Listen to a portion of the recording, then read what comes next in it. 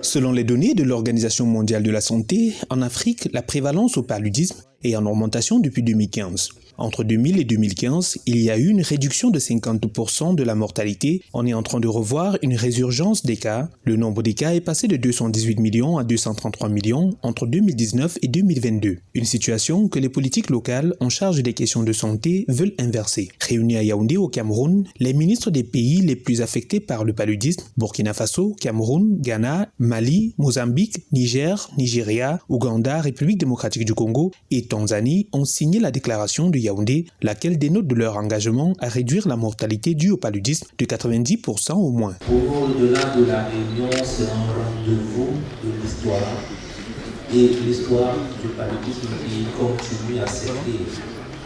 Maintenant, la déclaration que nous avons signée qui marque un point important, j'allais dire dans le cadre de la lutte contre le paludisme, est déterminant pour la suite. Nous nous sommes engagés, nous allons nous mettre au travail.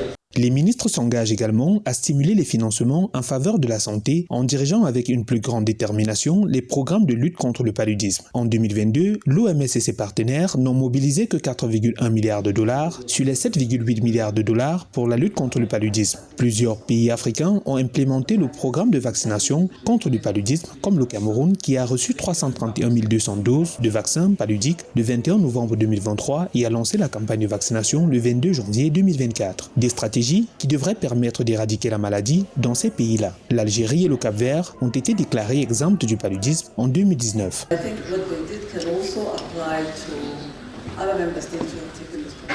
Je pense que ce qu'ils ont fait peut également s'appliquer à d'autres États membres qui ont pris la décision d'atteindre cet objectif. Tout d'abord, il s'agit d'investir dans le financement des programmes, d'intensifier les interventions là où c'est nécessaire, de veiller à ce que l'utilisation des données guide le ciblage des actions afin que les ressources disponibles soient utilisées là où elles peuvent avoir le plus d'impact. Il s'agit donc d'impliquer le système de santé, de former clairement le personnel de santé, d'utiliser des données probantes pour leurs actions, de travailler avec des partenaires et je pense de travailler en étroite collaboration avec les communautés.